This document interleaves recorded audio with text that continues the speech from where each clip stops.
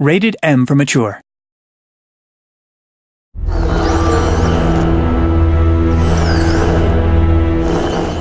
Hi, welcome to another episode of Playing Dead. I'm AJ Locascio, and on this episode, we'll be meeting two members of the development team, Dennis Lennart and Nick Herman. We'll be discussing details from episode 3, as well as answering your questions right here on Playing Dead.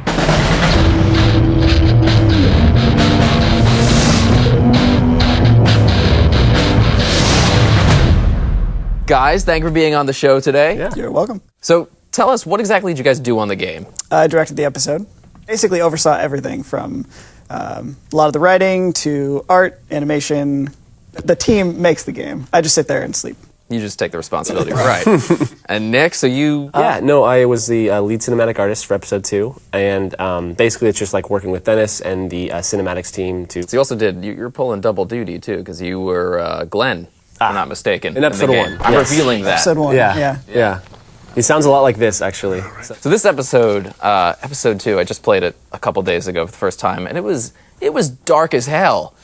I was like, this is like the first episode. You're like, yeah, zombies. This is, like it's scary, but this one was just like I was terrified the entire time. I was like, this is messed up. Yeah. Well, we didn't know how far we could take it. Like, we always had this like pie in the sky of, oh yeah, by the end of it, you're gonna feel kind of depressed. But I think we ended up just nosediving off of that cliff. Does it get worse? And you guys hit like the pinnacle of like human it doesn't horribleness. Stop. It doesn't stop. It really doesn't. Can't wait. Episode 1 looks like Disneyland compared to the rest of the season. Yeah. Episode 2. Episode 3 gets it's deep. Yeah, it's crazy. Goes Well, it's like the more time you spend with the characters, the more the relationships get crazy and all the conflict between everyone. Well, and you it's get just more like, attached to the characters too. I mean, for sure, yeah. Like you just the emotional connection there gets so strong that if anything happens to these people, you've been with them for months now. I mean, as these episodes roll out.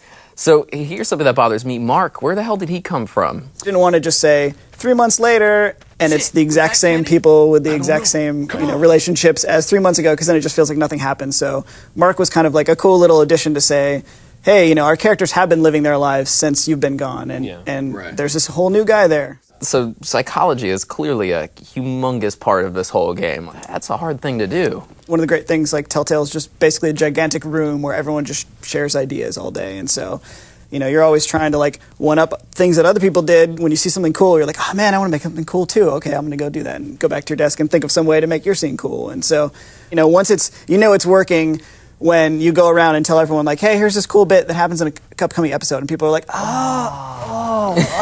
really? Like, that's the reaction you want. And then you're like, all right, that's working. Let's file that away and move on to something else. Stats obviously are a big part of this, and you guys keep track of them quite religiously. Yeah, we're tracking everything you do. I have some of these stats here.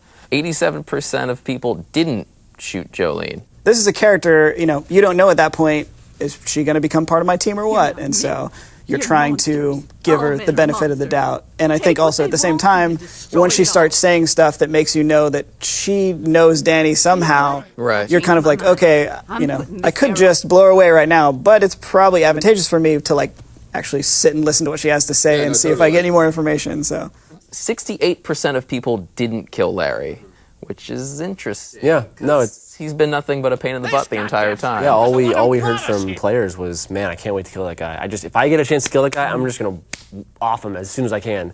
And then we're like, there you go. Yeah, it was. I did the same thing. I was like, I don't like Larry, but I was like, the situation was so grim, and she was, it was very difficult to just go, yeah. Well, and an added layer to that is if people in the room are going to be affected by this decision I make. So it's not just you and Larry in a room, and you're just, it's like I have to live with these people too. Yeah. So Clementine. The food aspect of the game is when you have to choose, there's 10 people and you have 4 things of food and you have to give it to someone. What we found out, or what the stats were, is that Clem came first, followed by Duck, then Mark, and then Larry, which is bizarre to me because, none of us really like Larry that much. It seems like maybe people are just, they don't like him because he doesn't like them, so then they're like, well, maybe if I give him food. Yeah, exactly. Maybe he'll like me a little bit more, but...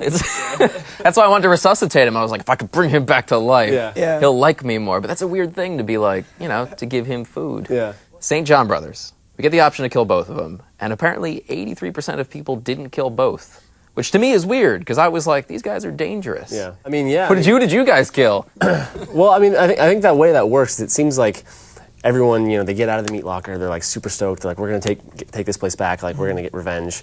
And, you come across Danny and you get into that struggle and you get the chance to kill him and everyone's like, hell yeah, like let's do it.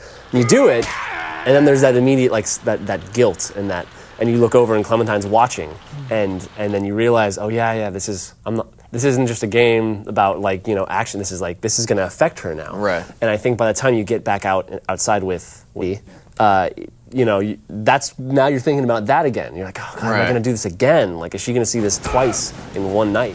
Watching his face get bruised slowly, and then it cuts to that wide shot, and you see everyone staring at you, looking at you, and it's like they're watching me be a murderer. Did you keep going? I kept going All the way. Yeah. Nice. I was like, well, if I don't do this guy's gonna come back. He's gonna murder us. Like now he has a reason for revenge because I just killed his mother and his brother. Yeah. It's funny too. It's like we have stats on like how many people, did 1 punch, 2 punches, 3, and like whether it was left or right-handed, like all sorts of crazy stuff. But yeah, it's funny how like there's definitely a peak in the numbers. Yeah, where it's like, it's once you get that wide shot and you see the whole group kind of coming over and watching you, and then it goes back to like, oh, you can keep beating them up. And a lot of people are like, maybe not. That was my instinct initially, was to go like, I should stop, and I was like, you know what? No, yeah, this guy's gonna come back and he's gonna kill us. So this really screwed me up was the food.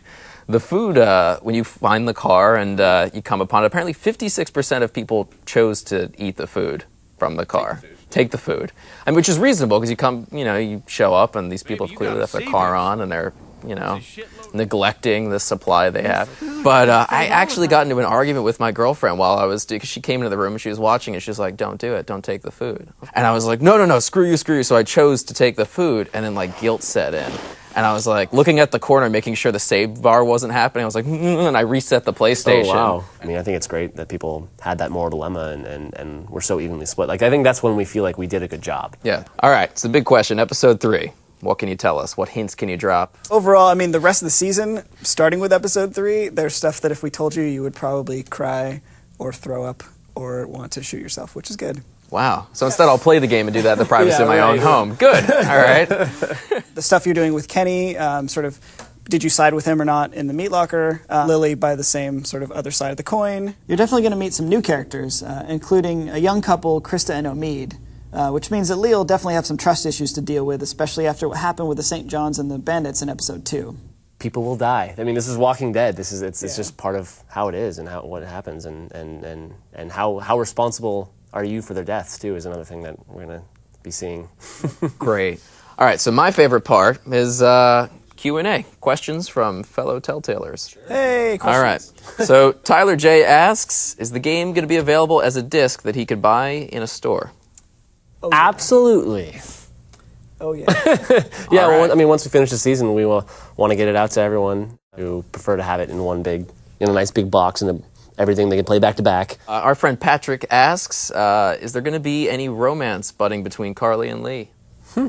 Well, I mean, I think there's hints, and I think some people read into it more than others. Yeah, she knows about Lee's past before the apocalypse, so I mean, there's a lot going there. They have a secret, and that brings people together sometimes. Jackie asks if the zombie that bit Brenda St. John was Mark, and if so, how did he get back up the stairs? It was Mark. Very observant. Basically, when they throw you in the meat locker, they have to take care of Mark because he's crawling around, so they threw him upstairs. And at the time, he wasn't a zombie. Evan asks, will the game be coming to the Android store? Currently, there aren't any plans for Android support, but it's Telltale, so we always want to get all of our products as many places as we can. So I wouldn't rule it out for the future. So Malachi wants to know what happens if you don't choose a piece of dialogue within the allotted time. Well, I mean, it definitely depends on the situation. A lot of the times, silence is always an option in Walking Dead. So you can either choose that to be your choice, or you can let it time out and Lee will remain silent because you didn't say anything. That affects how people perceive what you are. All right. Silence is consent. Awesome. Well, thank you guys so much for talking to us today. Cool, no problem. Indeed. Thanks for having us. Before we close out this edition of Playing Dead, I just wanted to invite anyone that's going to PAX Prime to Playing Dead Live. That's right, I'll be your host for a live episode of Playing Dead with Gary Whitta, Sean Vanneman, and Jake Rodkin. So if you're going to PAX, be sure to join us to talk about The Walking Dead, and you may get your chance to get your hands on some unique swag.